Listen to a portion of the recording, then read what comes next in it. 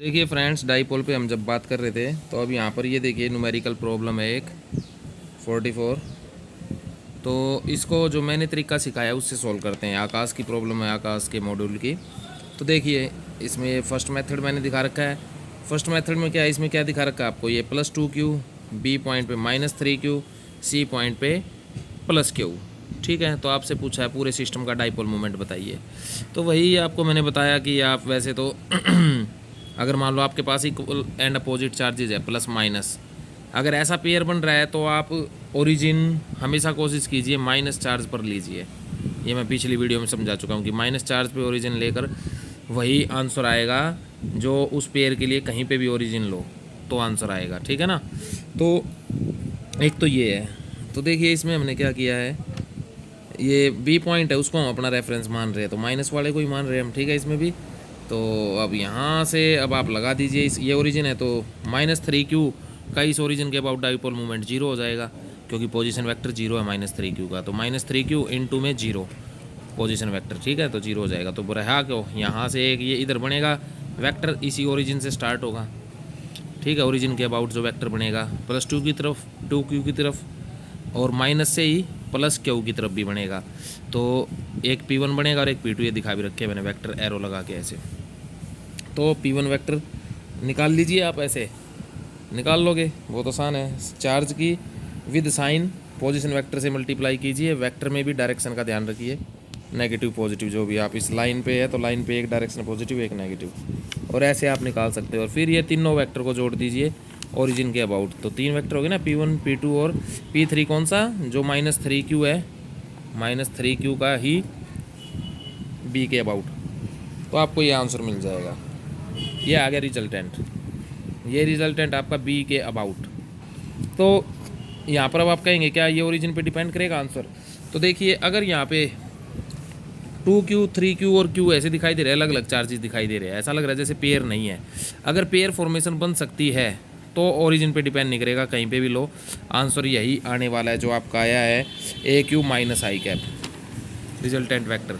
तो देखते हैं बना के, +2Q, क्या इस 3Q को तोड़ा जा सकता है इसी पॉइंट पे, इस 3Q में से -2Q रखा जा सकता है, हाँ रखा जा सकता है। तो अगर मान लो 3Q में से -2Q मैं यहाँ रख दूँ, क्योंकि हाँ ठीक है, क्योंकि कुछ नहीं छोड़िए, इसी 3Q को -3Q को जोड़ा तोड़ूँ -2Q, तो +2Q और -2Q का एक जोड़ा बन गया। ठीक है, वो पेयर अपना, अब उस पेयर को इस दुनिया जहाँ में कहीं पे भी रखो, अगर उनके बीच की दूरी a है तो इनका डाईपोल मोमेंट वही रहना है जो है, किसी भी ओरिजिन से लो, कहीं से भी लो, आंसर सेम आना है जो भी आएगा। +2Q और -2Q के पेयर में अगर सेपरेशन a है तो इसके लिए इसका आंसर फिक्स है, इनका जो डाईपोल मोमेंट है वो फिक्स है। अच्छा ठीक है, अब इस पेयर को भूल जाओ। अब 3Q में से -Q यहाँ रखूँ और +Q, तो देखो ये -Q और +Q फिर से पेयर बन गया। तो इसको दुनिया जहाँ में कहीं पे भी रखो, इसका वही आंसर रहना है। ठीक है, तो सोच के देखिए, मेरे पास एक +2Q और -2 का पेयर है, एक मेरे पास +Q और -Q का अलग से है, और उनको मैंने ऐसे रख दिया कि -2Q जहाँ पर आया उसी जगह पे -Q आ गया, दोनों अलग अलग पेयर का। तो उस पॉइंट पर तो -3Q चार्ज बन गया, लेकिन इस वाले पूरे डाईपोल ने जो +2Q और -2Q का पेयर था, उसमें इधर तो +2Q दिख गया, और इधर वाला -2Q जो -Q आया उससे जुड़ के -3Q दिखाई देने लगा। ठीक है ना, और -Q और +Q का जो पेयर था इधर, ये +Q दिखाई देने लगा। तो ऐसे आप इसको समझ सकते हैं। ठीक है, कि आप ये मानिए आपके पास ऑलरेडी 2 पेयर थे, आपने बस उनको कुछ इस तरह से बिठा दिया। ठीक है, तो आपके पास ऑलरेडी पेयर थे, एक पेयर था +2Q -2Q, दूसरा पेयर था +Q -Q। तो -Q और -2Q इस वाले जोड़ेगा, और -2Q इस वाले का, दोनों को एक जगह बिठा दिया। तो एक किनारा +2Q का बच गया, एक डाईपोल का, दूसरे डाईपोल का एक किनारा +Q का बच गया। तो ऐसे ये है, ऐसे आप सोच सकते हो इसको। तो हाँ भाई, यहाँ पे पूरे पेयर बन रहे हैं, इक्वल एंड अपोजिट के पेयर बन रहे हैं। ठीक है ना। तो इसमें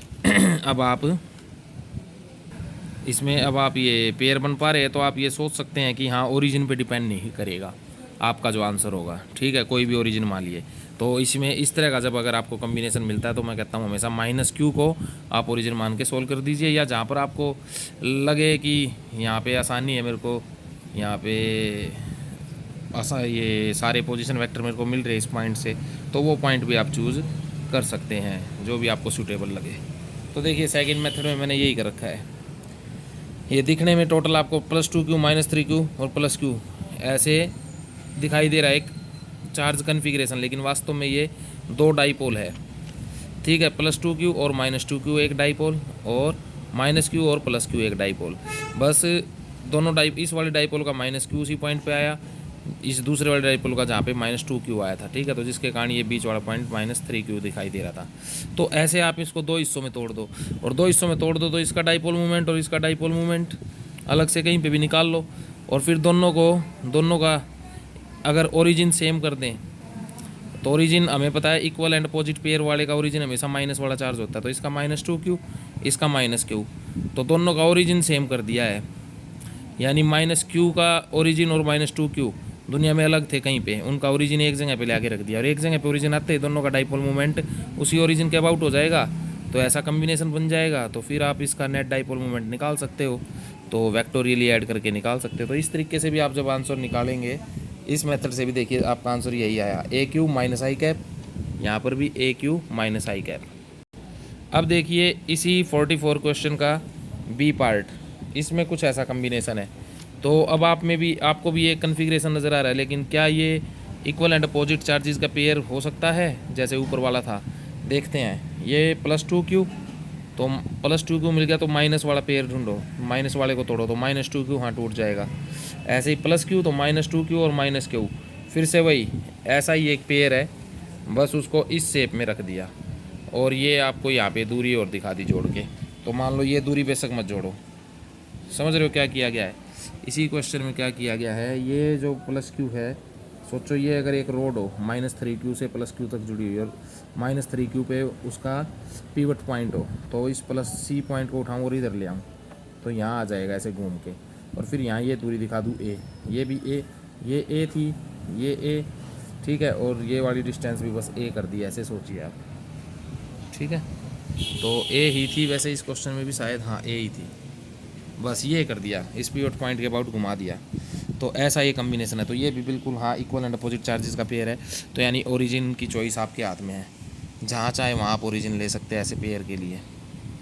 ठीक है, तो इसमें एक तो ओरिजिन आप ले सकते हैं मिड पॉइंट डी पर, इस सी पॉइंट से यहाँ पर परपेंडिकुलर ड्रॉप करो, बिल्कुल मिड पॉइंट डी मिलेगा आपको। ठीक है, तो वो मिड पॉइंट क्यों लिया मैंने, वो ऐसा पॉइंट लेना है जो इस क्यू के, या मान लो मिड पॉइंट ना भी बने, ऐसा ट्राइंगल ना हो, तो भी हमें ये देखना है इस वाले के बिल्कुल सामने, क्योंकि देखो ये 2q और -3q तो इसी लाइन पे आ जाएंगे जिस पे डी पॉइंट लोगे, लेकिन q को भी हमें लेना है।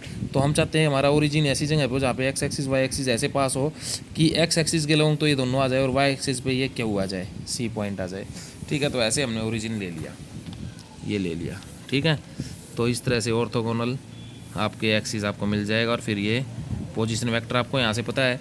तो अब इस ओरिजिन के अबाउट आप सब कुछ पता कर लीजिए। ये a आपको पता है, तो ये दूरी भी मिल जाएगी आपको, ये दूरी a/2, ये भी a/2। ठीक है, तो आपको पोजीशन वेक्टर सारे पता है। फिर से नियम लगाइए, इस तरह से आप 3 अलग अलग डाइपोल मोमेंट वेक्टर मिलेंगे, उनको वेक्टोरियली ऐड कर देना आपको बस।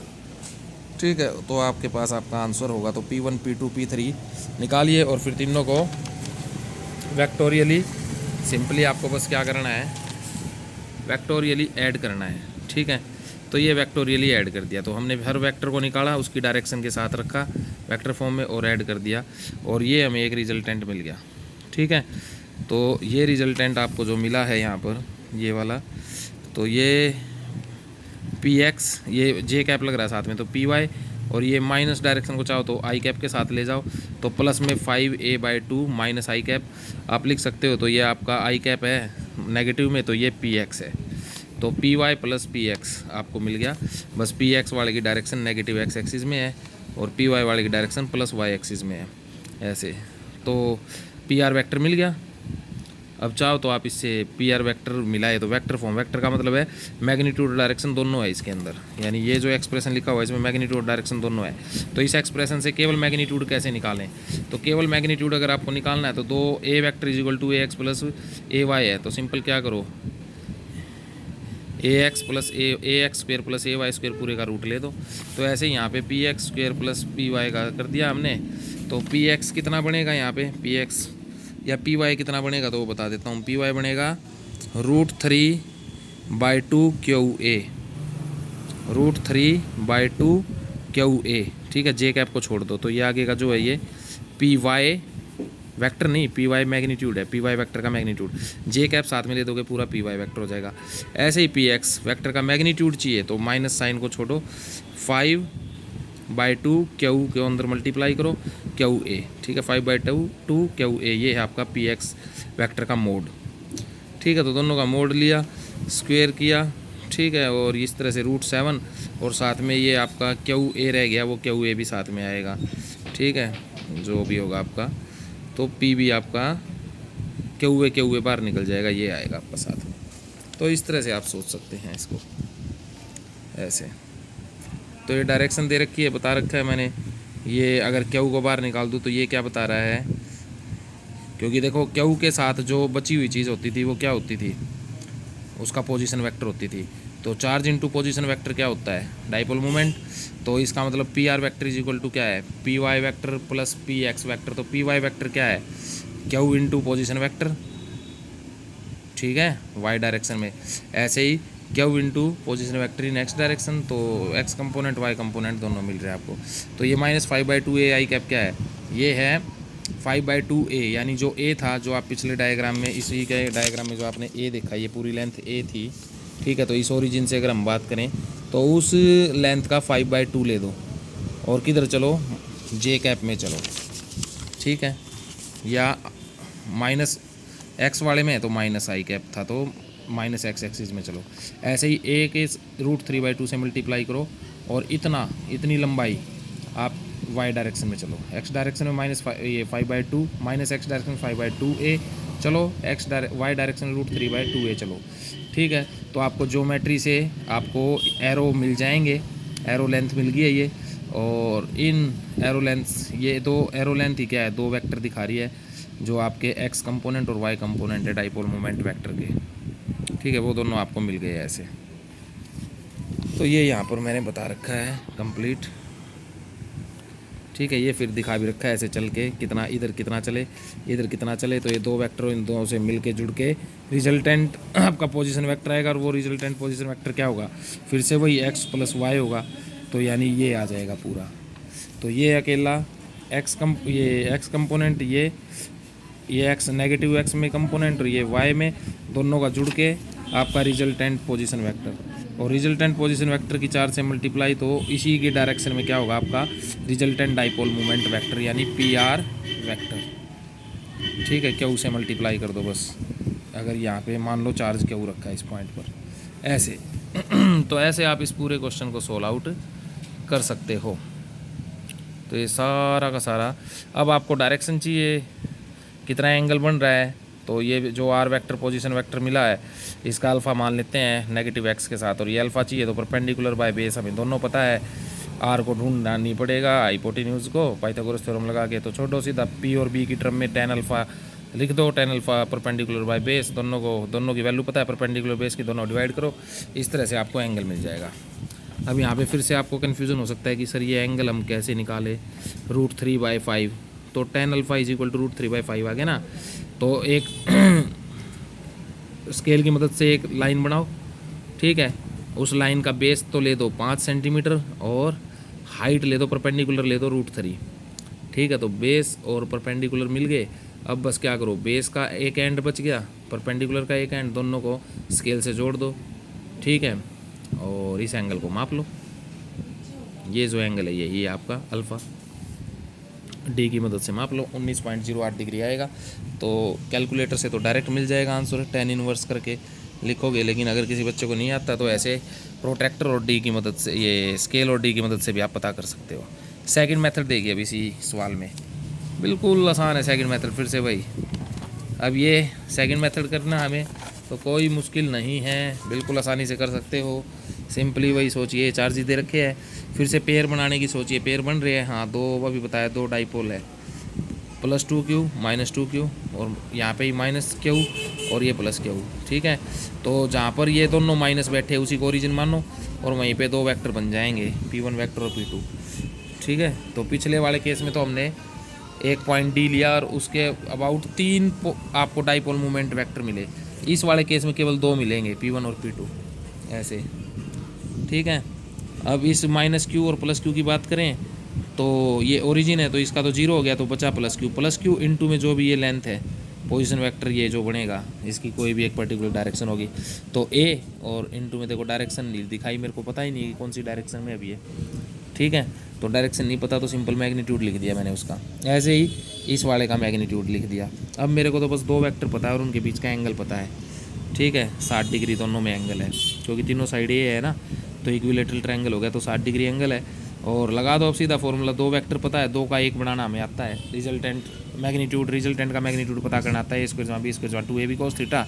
अप्लाई किया, वैल्यू रख दो a p का स्क्वायर b p2 2p का स्क्वायर डबल है उसका, p1 2 इंटू p1 p2, तो 2 इंटू p1 p है और p2 2p है, और cos 60 डिग्री cos थीटा और 60 डिग्री 1/2, तो ये आ गया आपका पी स्क्वायर जमा 4p स्क्वायर यानी 5p स्क्वायर प्लस में p इंटू 2p यानी 2p स्क्वायर यानी 7p स्क्वायर, तो रूट 7p स्क्वायर p निकल गया बाहर, तो रूट 7p आपको इस तरह से मिल जाएगा,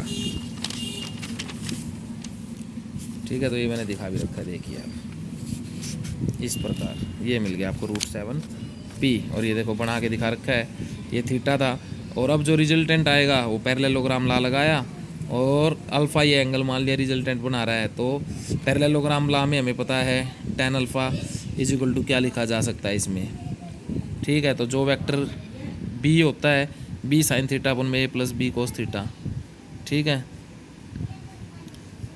तो a वेक्टर में b कोस थीटा जुड़ता है यानी b वाला ऊपर आएगा, तो यानी b कौन है यहाँ पर p, क्योंकि p वाला टूट के p कोस थीटा बना है ना, यहाँ पर आप देख पा रहे हो p वेक्टर टूट के p कोस थीटा बना है, तो ये वेक्टर 2p पूरा क्या होना चाहिए a, तो ये हमने कर दिया यहाँ पर लगा दिया नियम, और यहाँ से ये लगाया, सारी वैल्यूज़ हमें पता थी, ठीक है। और इसको सोल्व किया तो ये फिर से रूट 3/5, फिर से वही सेम आंसर आया। देखो इस तरीके से भी ज्योमेट्री के थ्रू भी अगर हम पहुँचे या पैरेललोग्राम ला भी हमने डायरेक्ट लगाया तो उससे भी यही आंसर आया। तो यहाँ से फिर से अल्फ़ा मिल गया 19.08 डिग्री, ठीक है। और अब आपको एंगल पता है 19.08 डिग्री, आपको ये पता है कि रूट 7p आया। तो अब मैं अगर आपसे कहूँ कि मेरे को तो कंपोनेंट चाहिए रूट 7p का, x कंपोनेंट y कंपोनेंट, तो क्या दिक्कत है, मिल जाएगा यार। रूट 7p ये जो बन रहा है ये एंगल x, मान लो इस दिशा को x कह दूँ तो x के साथ कितना एंगल बना रहा है अल्फ़ा 19.08। तो यार इस रिजल्टेंट को एक मिनट ये जो रिजल्टेंट है, ये जो रिजल्टेंट आपको लग रहा है ये रूट 7p है, और ये अल्फ़ा कितना 19.08, तो रूट 7p को इसके अलोंग तोड़ोगे, यहाँ पे तोड़ोगे ये पूरा रूट 7p को इसके अलोंग तोड़ोगे अल्फ़ा के अलोंग, तो आपको इस तरह से इसका वो मिल जाएगा, क्या कहते हैं ये कंपोनेंट, ठीक है ना। तो ये शायद मैंने पीछे करके दिखा रखा होगा, इसको देख लेते हैं। हाँ ये देखिए ये पी आर दिखा दिया, पी आर का इधर ये अल्फ़ा 19.08 डिग्री, तो पी आर इधर तो बनेगा पी आर साइन अल्फ़ा और इधर बनेगा पी आर कोस अल्फ़ा, ठीक है। तो पी आर की वैल्यू तुम्हें पता ही है रूट 7p है, तो रूट 7 और कोस 19.08 डिग्री तो 0.95, तो पी एक्स आ गया 2.5 कूलम मीटर। तो इसको डायरेक्शन अगर बताएं जो हमें दिखाई दे रही है फिजिकली हम देख पा रहे हैं, ठीक है, ज्योमेट्रिक डायग्राम से वेक्टर के, तो माइनस में है, माइनस आई कैप में है तो -2.5। इसी प्रकार पी वाई निकालोगे तो ये -0.86 जे कैप। तो अब देखिए अब आप कहेंगे तो वो आंसर नहीं आया जो पीछे हमारा उसके फॉर्म में आ रहा था, जो ये इस तरह से रूट 3, तो ये था पीछे वाला जो आंसर था। तो इसको सोल्व करके देखो, इससे भी पी आर रूट 7 आ रहा है, तो इसका x कंपोनेंट जो ये रूट 3/2 सोल्व करो, 5/2 सोल्व करो, तो 5/2 देखो क्या होता है 2.5 और माइनस आई कैप ही है, तो है ना x component -2.5 into Q into A हो जाएगा, ए यहाँ दिखा नहीं रखा मैंने, तो क्यू इंटू ए पी है आपका, ठीक है। तो -2.5p, ठीक है, आई कैप। ऐसे ये कितना आएगा 0.8 जितना भी था ये आ रहा पीछे 0.86, ठीक है। तो बिल्कुल ठीक, देखिए आप चाहो तो कंपोनेंट्स के ज़रिए सब कुछ पता कर सकते हो, वेक्टर फॉर्म का डायरेक्ट यूज़ करके, वेक्टर फॉर्म नहीं तो ज्योमेट्रिकल मेथड का प्रयोग करके भी आप सारी चीज़ें पता कर सकते हो। दोनों तरीक़ों से आंसर हमारा क्या आ रहा है, सेम आ रहा है, ठीक है। Thank you.